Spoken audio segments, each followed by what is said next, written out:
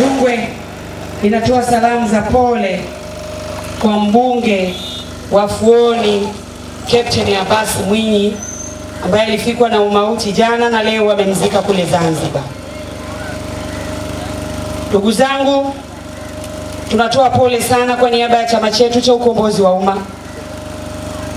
Tunamwombea Mwenyezi Mungu amsamehe madhambi yake yote na ampe pepo, aweze naye kumsamehe dhambi zake, amhurumie na makosa ya duniani, ampe pepo na ampe mwanga wa milele. Nilimfahamu Captain Abbas 2015-2020, tulikuwa wote bungeni nikiwa mbunge.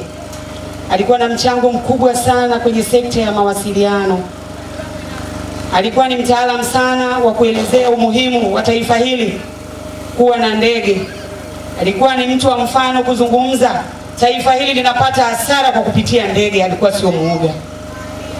Tunamwombea Mwenyezi Mungu ampumzishe kwa amani. Leo amepumzishwa kule Zanzibar, na sisi watu wa Tanga wote tumwombee Mwenyezi Mungu ampe pumziko la milele.